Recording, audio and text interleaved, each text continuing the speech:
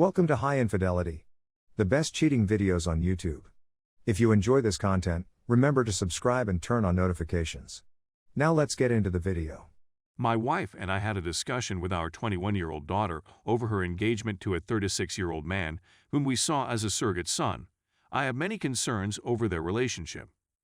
We went to my daughter's place yesterday, since we knew Jackson worked all day on Saturdays. I initially apologized to her for my original rage-fueled outburst. I made it plain that her safety and well-being were my top priorities. We had a lengthy talk, and there were a few things my daughter mentioned that concerned me. They aren't necessarily in the order in which we discussed them. They're simply things that came to mind. The first thing she said was that she had known he loved her since she was 14, when Jackson was 29. She claims that they never did anything personal until she was above the age of 18. However, now that their engagement has been made public, anxious family members have approached me about situations that were benign at the time but now appear suspect. My wife's sister, for example, told us of a day when the kids, my daughter, one of my two sons, and Jackson, were over at her place. My daughter was 16 at the time, and Jackson was 31. My sister-in-law stated she heard Jackson leave my daughter's room in the morning and didn't think much of it, since the siblings or cousins had fallen asleep in each other's rooms after watching a movie late at night or something. My son also told me of a time when he ran into my daughter in town, when she was 15 years old, with Jackson while she was supposed to be in school. I had to eliminate a few more instances due to space constraints. We asked her what she liked most about him. She offered us a number of reasons, but one that stands out to me is how kind and caring he has always been to her. She informed us about all of the extras Dad would give her, such as on her birthday or during the holidays, in addition to the rest of the family.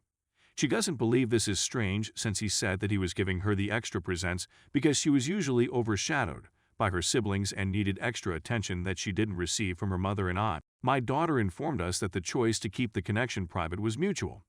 They were afraid that if her mother and I found out about the connection, we would cease paying for her housing and school tuition, but she has since graduated. She said that they did not inform her pals because they did not believe it was ethical to expect them to lie to us as well.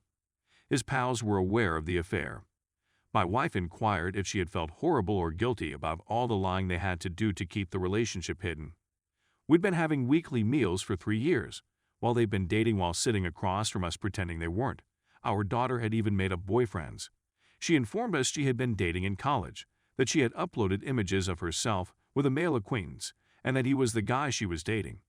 She admitted that she felt bad about lying, but Jackson assured her that it would be worth it in the end. When I suggested family counseling, she replied she didn't need it. I promised her she was always welcome in our house, even if Jackson was not. She wants Jackson and I to talk, but I don't believe that's a good idea right now. I would welcome any feedback on this problem. Thank you very much. Her niece, who is her age, informed us that there were times when my wife and I would go out and Jackson would come over to hang out with them, and she remembered many occasions when my daughter and Jackson would cuddle on the sofa together, under blankets, etc. When my wife and I were at home, this never occurred.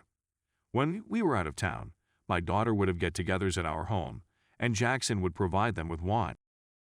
My second son, whose bedroom is the only one downstairs, had heard Jackson leave our house late at night/early in the morning a few times after he had moved out and was not sleeping over, and when he questioned him why he was there, he said he had left items at our house and wanted to pick them up.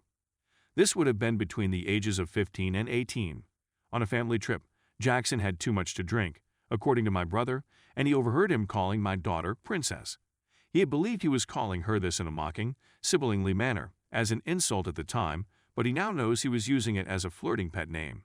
She was 15 years old.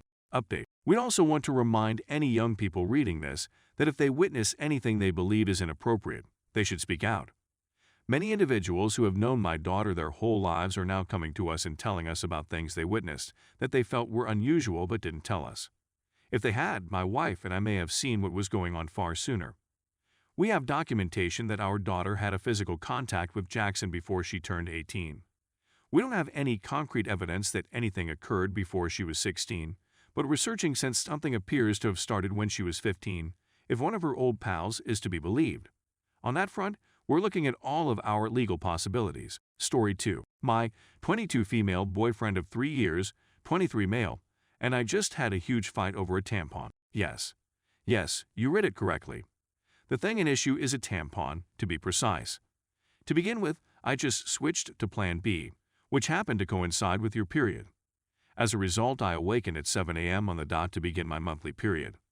I'm going to skip the TMI and just say that I had to use the toilet immediately away in our office building, located in our room. Due to the fact that they were downstairs, we did not have any sanitary products in our bathroom. In order to get one, I asked my partner to go downstairs and get me one, but he refused. It was difficult for me to convey to him that I was in a dire situation and that I really needed his assistance at the moment since I was practically trapped on the toilet, and he just said, "No, use a towel or anything and you go get it." I burst into tears since I'm a very emotional person, and it really irritated me that he refused to aid me when I really needed him to do so. In any case, he is the reason I am currently experiencing menstrual cramps, Plan B. He seemed to be angered by my tears, as he sprung to his feet, exclaimed that I do too much, and tried to slam the bathroom door shut in order to avoid paying attention to me any longer. When he was doing the treatment, he clipped my legs, which turned my whole body, which in turn turned the toilet seat, breaking it off. This all sounds bad, and I understand why, but writing it out clearly reveals how nasty his answer was. I believe I'm merely attempting to maintain objectivity and determine whether or not there are any opposing opinions. Is it possible that I'm being too emotional, or am I correct in my desire to call it quits over this?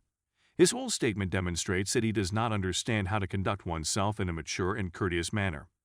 He is a D1 college athlete, and as such, he is on a very tight schedule with long days, which leads him to be weary the majority of the time, which is understandable. Please forgive me if this is rambling.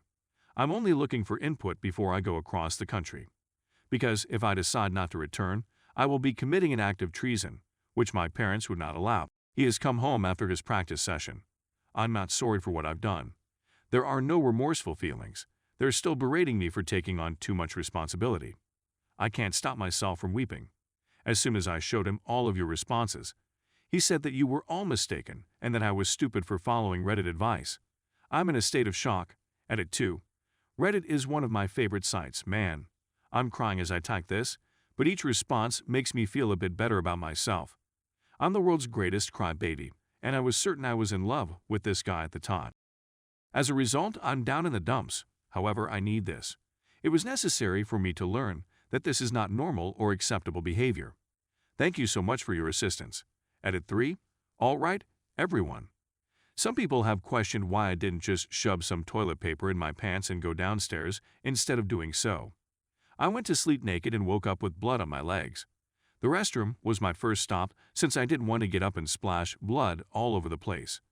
It was leaking freely, and I didn't want to get out of bed until I had a tampon in my hand to catch it.